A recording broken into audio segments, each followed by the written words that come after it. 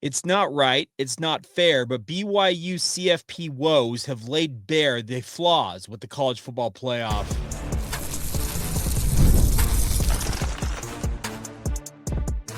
You are Locked On Cougars, your daily podcast on the BYU Cougars, part of the Locked On Podcast Network, your team every day.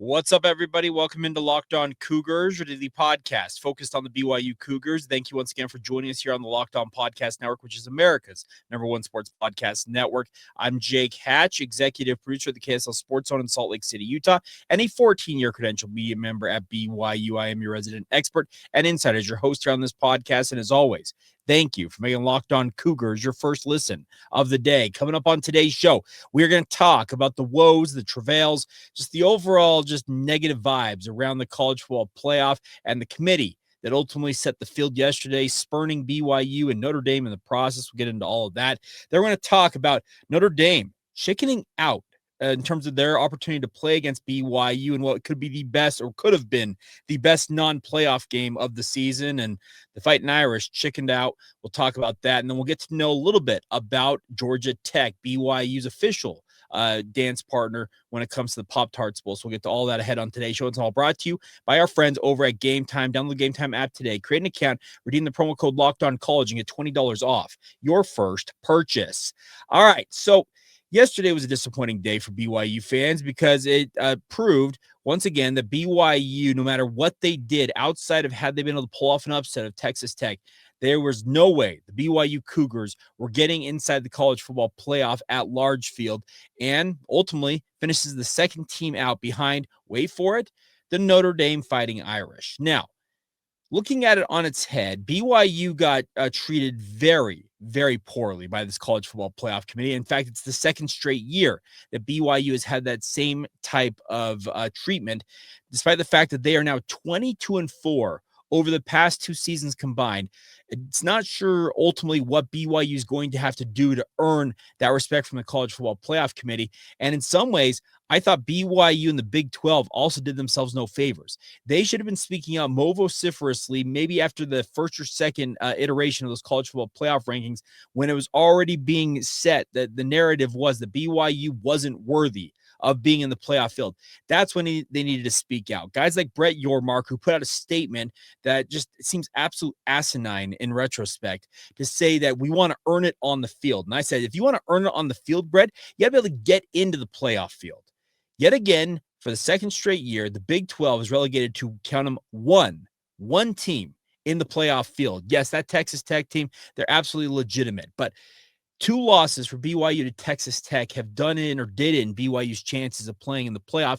And actually, the way that the playoff committee treated the conference championship game loss for BYU versus Alabama showed that rules that are set forth by the college football playoff committee are not uniformly applied. Because if you looked at the comments from Hunter Yurachek, who feels like he's going to urinate down his leg every time he is on the air talking about the playoff committee because he's not sure what to say that's going to justify or at least sound somewhat coherent about what the playoff committee is going to do, he said that BYU's loss to Texas Tech downgraded them, removed BYU down in the rankings, thereby allowing the Notre Dame Fighting Irish and Miami Hurricanes to be next to one another in the rankings, and also implemented the head-to-head result that ultimately pushed Miami into the playoff field as a result.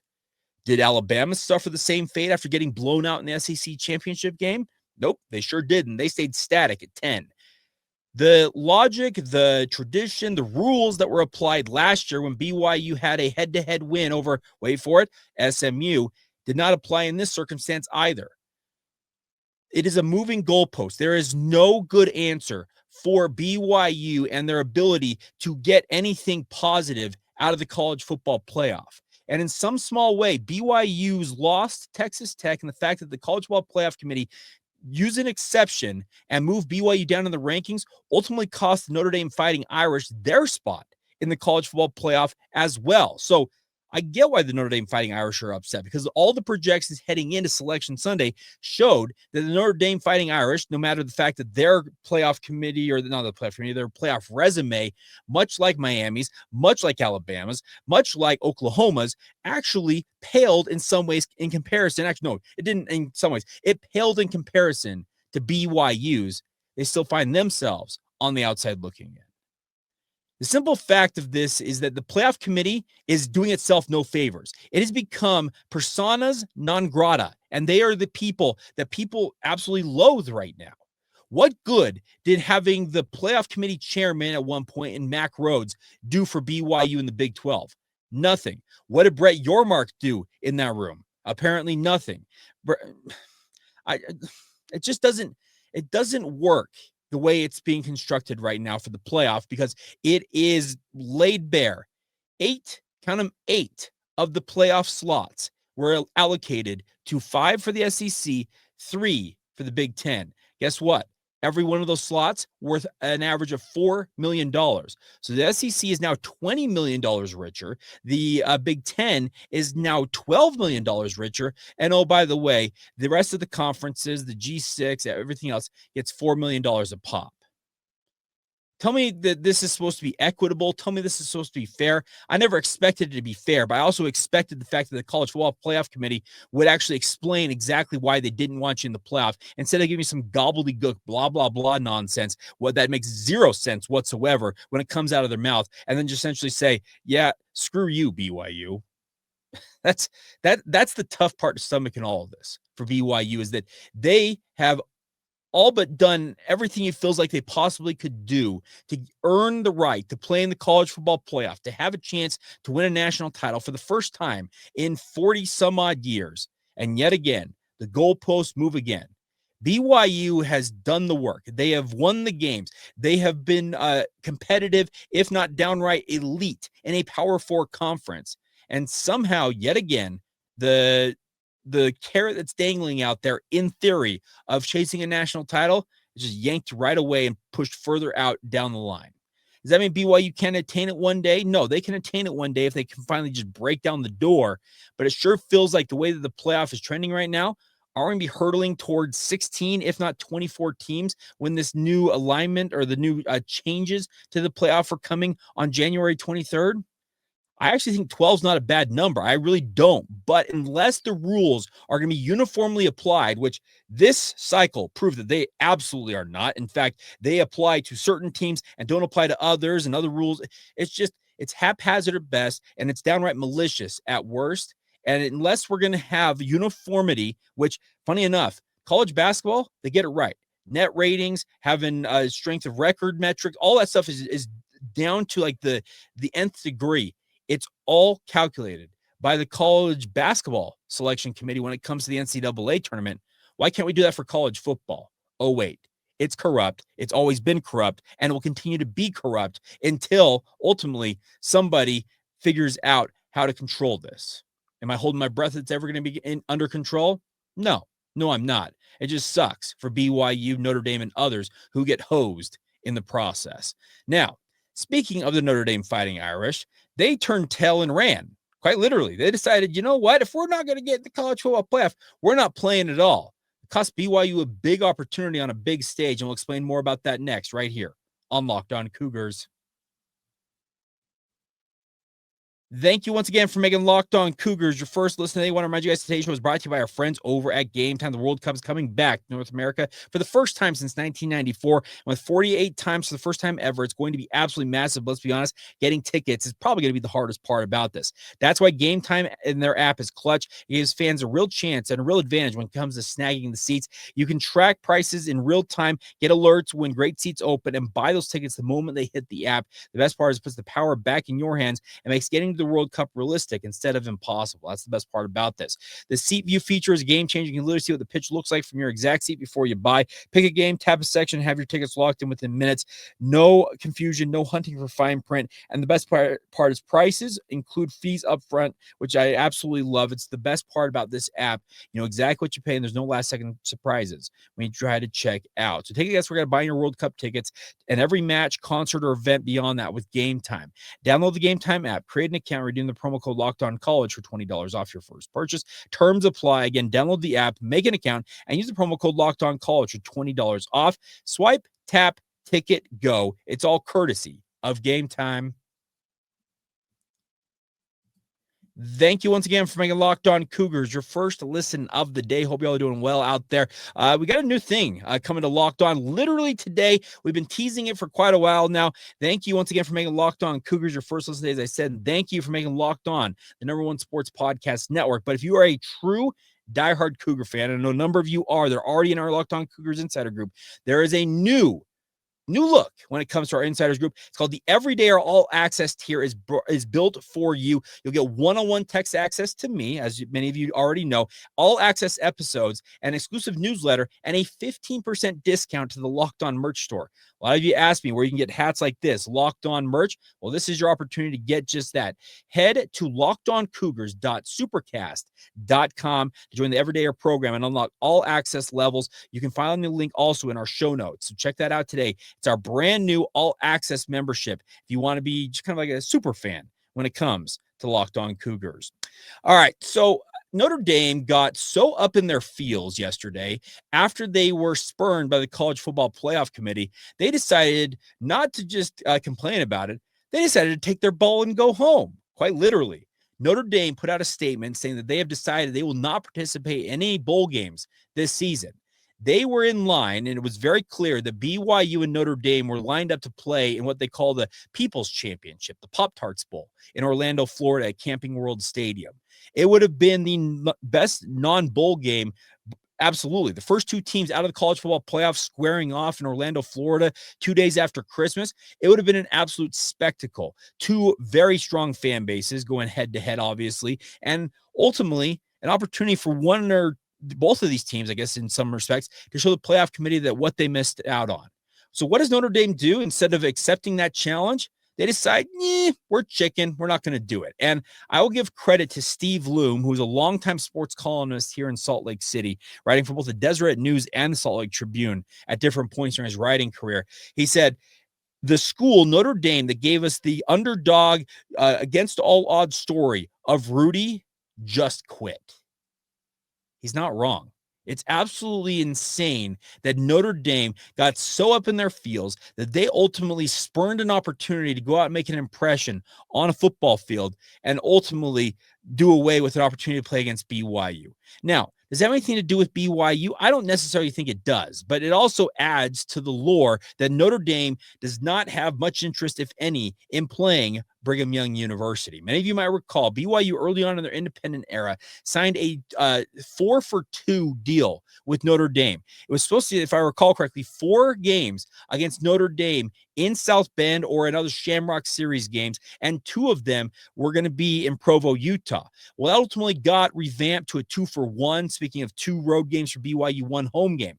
Well, that home game never came to fruition. It kept getting kicked down the road, and Tom Holmoe had to answer for it. It felt like every single year during independence. Hey, Tom, what's the chances of Notre Dame finally playing in Provo, Utah? Well, we're still talking to them. We're still working on it. We'll see how it all goes down. Notre Dame joined kind of the pseudo ACC, where they have that scheduling alliance with ACC teams that ultimately cut down their opportunities.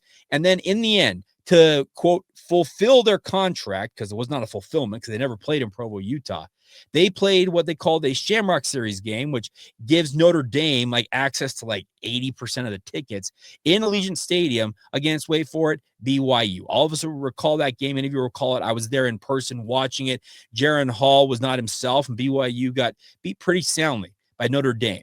So this is just kind of a long-running tradition, it feels like, at in terms of the BYU Notre Dame dynamic, but it's pretty disheartening that Notre Dame ultimately decided to opt out of the bowl season, because it absolutely could have been a fantastic matchup. Remember, Colorado and BYU was an absolute spectacle last year. There's a lot of people who say that outside of the playoff games, and in fact, some thought that some of the playoff games paled in comparison to BYU and Colorado, and the eyeballs on it absolutely backed that up. It would have been a very similar circumstance with BYU and Notre Dame playing in the Pop-Tarts Bowl. Obviously, the Pop-Tarts group, the Kellogg, the company that owns them, does an incredible job putting on that game. But to have 2 teams, the number 11, I guess in this case, it'd be number 11 and number 12 teams in the country going head-to-head would have been absolutely awesome. But now Notre Dame has set a really poor precedent, because I think we all acknowledge that in this day and age of the college football playoff, the other bowl games, they're simply glorified exhibitions. I get all that, but they are still programming that ESPN and other networks rely upon around the holiday season.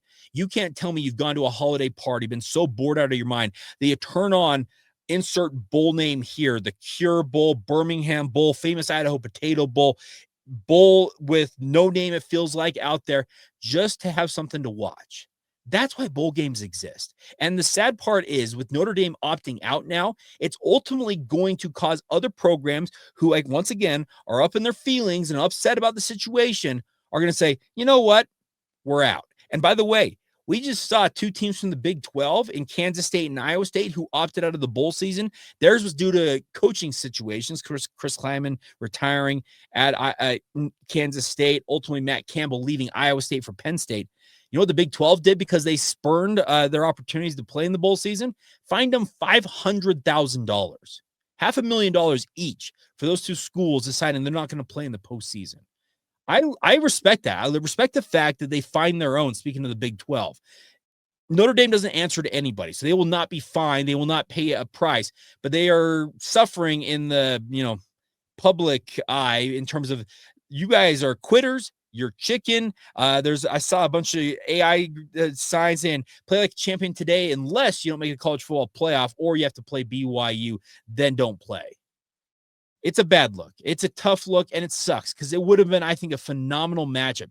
Jeremiah Love feels like he's going to be a Heisman Trophy finalist, and Notre Dame has had a phenomenal season. They won 10 straight games down the stretch run of the season, and BYU, by their own virtue, 11 wins as well. It could have been an absolutely electric game, filled the stands in Orlando, Florida, and put on a show for the ages, it feels like. But ultimately, Notre Dame, as I mentioned, got up in their feelings, got a little too upset with themselves, and decided to opt out of the bowl season. Will they ultimately regret that decision? TBD. But it also, like I said, sets a bad precedent, I think, for the future of bowl games in general. And that's unfortunate. But also, I think that it's in some small way them sticking it to ESPN, who ultimately owns the college football playoff and the vast majority of these bowl games. I get all that, but and I've also had some people say that BYU should have done the same thing. That's not the way BYU is wired. That's the way that Kalani Sitake is wired. These players want to play, and you can't tell me that every player in that Notre Dame locker room was like, "Yeah, coach, we're out. We're in solidarity with you." These are competitors. They want to play football. They only get a finite period of their life to play this sport that they love. And to take one of those games away just because you're so upset that the playoff committee opted the team that beat you head-to-head into the field ahead of you, I get why you're upset, but you also hurt yourselves. It's cutting off your nose to spite your face, I think is the right phrase there. And it's disappointing. And it obviously cost us potentially the premier bowl game outside of the college football playoff. As I said, they call it the Pop-Tarts Bowl. They call it the People's Championship. It absolutely could have been that with two playoff caliber worthy teams in that matchup. But alas, here we are. So what does it leave us with? The Georgia Tech Yellow Jackets, the Ramblin' Wreck, BYU, Georgia Tech, and they've played some interesting games in their history. Whoever will forget Daniel Coates doing that incredible dance in the end zone to open the 2003 season, if I recall, on a big touchdown pass, absolutely breaking it down. So they've played some interesting games, and they get the rematch here not a rematch, but a game once again in the Camping World Stadium in the Pop-Tarts Bowl. It should make for an electric environment. I think that considering the circumstances, Georgia Tech, it's a worthy opponent. And we'll explain a little bit more about what to know about the Ramblin' Wreck next as Locked On Cougars rolls on.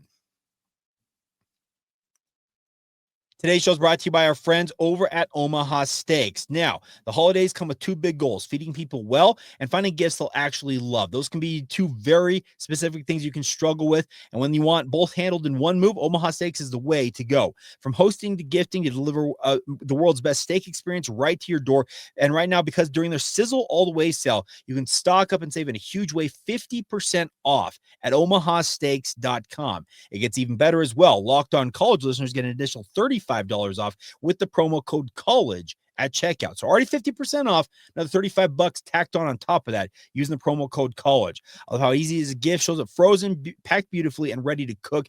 Any of you who have had Omaha steaks know exactly what I'm talking about. The steaks are perfectly aged and insanely tender. It's restaurant level at quality at home, and the holiday magic is made easy. Order by 6 o'clock Eastern time, and it ships the very same day. It's incredible, my friends. Save big on the gourmet gifts and more holiday favorites with Omaha Steaks right now. Go to omahasteaks.com for 50% off site-wide during their Sizzle All the Way sale, and for an additional $35 off, use the promo code college at checkout. Terms apply. See site for details. That's omahasteaks.com using the promo code college. Thank you once again for making Locked On Cougars your first listen of the day. A reminder for you guys to join the Locked On Cougars all access tier if you're an insider group member. And by the way, we have two different options. There's a $5 tier, there's a $15 tier, and you can pick which one fits you.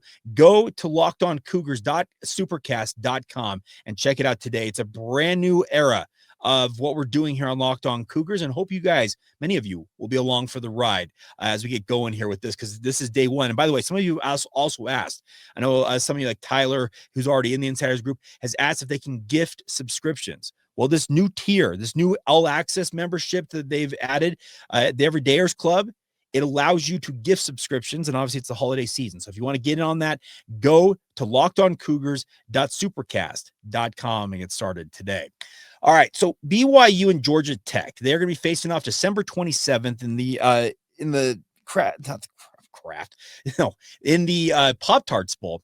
And I think it's a good game. Now, Georgia Tech is 9-3 on the season. And at one point this year, they looked like they were the odds-on favorite to be the ACC champion because they started the season 8-0. Brent Key has got a really, really fine football program. The problem was, much like the rest of the ACC, they collapsed down the stretch. 3 losses in their last 4 games, and ultimately cost themselves an opportunity, A, to play in the ACC title game, and B, to play in the college football playoff. Well, with Notre Dame wimping out of playing in this bowl game, in steps the Georgia Tech Yellow Jackets, and I look forward to this game because I think Brent Key and Kalani Sitake as head coaches are cut from the same cloth. What I mean by that is they are tough, hard-nosed, and they want physical styles of football, and that's what both of these teams feature. Haynes King, he is the same type of quarterback, it feels like, maybe not the same, but very similar to Bear Bachmeier, a quarterback who's unafraid to put his shoulder down and run through people. He has been an absolute machine for Georgia Tech, and it's been awesome if you've been watching him from afar. Georgia Tech plays a fun brand of football. Haynes King, similar stats to Bear Bachmeier, to almost 2,700 yards passing, 12 touchdowns against 5 interceptions passing, but then also 922 rushing yards and 15 touchdowns on the ground. He is the heart and soul of that the Georgia Tech offense, much like Bear Bachmeier and LJ Martin are the heart and soul of BYU's offense. Malachi Hosley is their leading rusher outside of Haynes King, 634 yards and 7 touchdowns. Jamal Haynes, 504 yards and 5 touchdowns of his own. So this is a team, speaking of Georgia Tech, that's going to bring a fun, physical brand of football head-to-head with BYU, who also plays a very physical brand of football in their own right. That's the exciting part about this game. And yes, while it would have been fun to have Notre Dame and BYU squaring off, I think considering the circumstances, this is in many respects a home run to have these two teams going against one another, because they'll probably look across the sideline at one another and say, hey, they look like a mirror image of us. Teams that like to run the ball with impunity, like to bring it downhill on you, but also not afraid to sling it around the field as well. So this is going to be, I think, an elite matchup in many respects. Is it the matchup you wanted? Is it the ideal matchup? No, it's not. But like I said, considering where things stood and where things ultimately could have gone, yeah, you can't argue with it too much. And I think it's going to be a fun opportunity. A number of you out there in Cougar Nation, I know, are big Disney fans. Well, this gives you an opportunity. If you can afford it, you can fly down early, go to Disney World for a day or two, maybe go down on Christmas, spend a couple of days at the parks, and then go to this game and watch BYU play against Georgia Tech. I think it'd be a fun trip to make. And I like bowl games. That's more of what it is. It's a chance to get out of the cold weather and go watch your team play. I get all that, but I really do think these two teams, they really are going to bring it. And I'm excited to see how these two teams do. Now, could bowl opt-outs ultimately affect this? That is absolutely a concern here. And I am interested on BYU side of things to see if anybody ultimately opts out of playing in a bowl game. BYU under Kalani Sitake has not had a lot of people who have ever opted out, if I recall correctly. But considering how important it feels like more and more getting ready for the NFL draft and the like is, could guys who have suffered pretty significant shoulder injuries that are probably NFL bound, well, one in particular, Jack Kelly, who is out of eligibility, could he opt out of this game ultimately to get his shoulder operated on to get himself ready for the NFL draft process, meaning the combine and the like? I wouldn't blame him in that circumstance. I think it's a similar question with a guy like LJ Martin. Now, LJ has a decision to make. Does he want to go to the NFL as a junior, or does he want to come back to BYU? But also, when do you have that shoulder operated on, and how much of the offseason, if you decide to remain at BYU, could it cost you versus going to the NFL and being ready, as I mentioned, for combine testing and the like, pro days?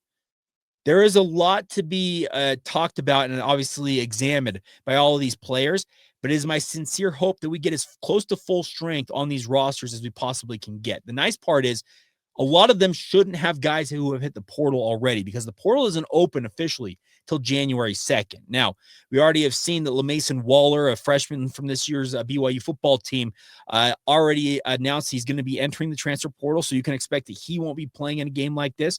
The hope is that you don't have too many of that on either side of this, because I don't look at Georgia Tech and say, hey, who are they going to be without? Because that's absolutely a concern in this day and age. Unless you're playing for a national title, there's a lot of guys who say, you know what? It's not worth the risk. I'm going to ultimately go and chase my fortunes in the NFL. And I can't fault guys who have that mindset, because there's quite literally, in many of these circumstances, millions of dollars on the line. But once again, I hope that both of these teams really get after it, because if they are anywhere near full strength, speaking of these two rosters, it could be one of the premier bowl games of the bowl season. I'm very much looking forward to seeing how these teams go head-to-head against one another. It was cool to hear from both Brent Key and Kalani Sitake yesterday and being asked questions about, hey, which Pop-Tart's your favorite? Both of them are strawberry fans, apparently. Kalani Sitake also did add that he's never met a Pop-Tart he doesn't like, and I can understand that because Pop-Tarts are quite tasty, but it's a fun environment. It's a game that I appreciate bowl games who don't make it all that all stuffy and like kind of overhyped.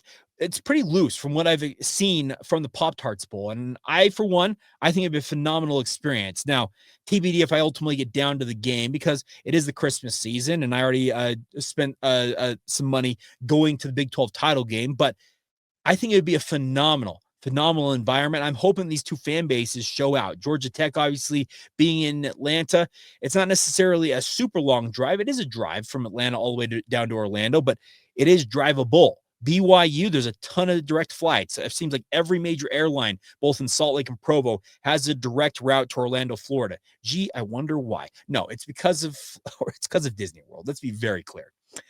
But I'm interested to see ultimately how these teams square off and ultimately how it plays out. But I do think these two teams, it could be a phenomenal game. It could be a very quick game if these two run games really are as good as we hope they are in a game like this, because that'll keep the clock running. But two hard-nosed defenses, two very strong power running offenses, but who also have downfield passing elements to them.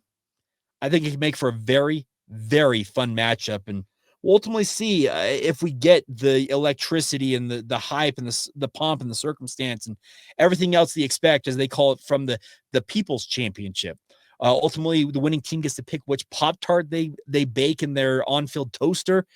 It's a fun game. It's got some fun, unique elements to it, and I'm excited to see BYU get the first opportunity. And I should acknowledge real quick, I probably should have answered this earlier. Some of you are probably going to be asking, well, why isn't BYU going to the Alamo Bowl? Because the Alamo Bowl has the first pick outside of playoff teams for the Big 12. Well, the Alamo Bowl bypassed BYU because they, in their history, speaking of the Alamo Bowl, very rarely like to have the same team or teams back in that game on a year-to-year basis. Doesn't mean that they didn't like BYU, because they know BYU would have sold tickets going to San Antonio. They just like to have unique and fresh teams rotating through that bowl game. So thereby they bypassed, or at least guys used their option to not pick BYU, thereby allowing the Pop-Tarts Bowl to step up. I think they're the second in order to pick BYU to play in this game. So hopefully that answers that question before it gets asked to me a gajillion times. It'll be asked multiple times, and I'll answer it all the same. So there you go. That's what I got for you guys on this Monday. Now, you notice it was a film review Monday, and I did no film review. Circumstances being what they were, traveling back into town and dealing with a broken water heater at my house. I didn't get to rewatch the BYU Texas Tech game yet. It is on the docket for today. So hopefully by tomorrow, maybe Wednesday, we'll have that film review for you guys as well. And for those of you who end up joining the All Access group, we're going to do some expanded like film review and that type of stuff. So it's kind of some of those perks that are coming down the pipe if you want to be a part of this. So once again, go to lockedoncougars.supercast.com to get signed up for the Locked On Cougars Everydayer Club and pick whichever tier you want to be a part of, and appreciate all of you in advance who join either one, or if you're already in the Insiders group and decide to upgrade or remain where you're at, all of it is much appreciated. So there you go. That's what I got for you guys on this Monday edition of the show. Crazy times in the bowl world, and it all kind of involves BYU across the board. It's just crazy how these degrees of separation don't really have to go very far to involve BYU and how it affects ultimately the outcome of the college football playoff, bowl games, and ultimately BYU's own bowl matchup. All right, that's going to do it. As always, thank you for making Locked On Cougars your first listen today. Make Locked On Big 12 your second listen right now. Go check it out. It's available wherever you get your podcasts, also available on YouTube. And until tomorrow, come back and be an everydayer right here on the Locked On Cougars podcast.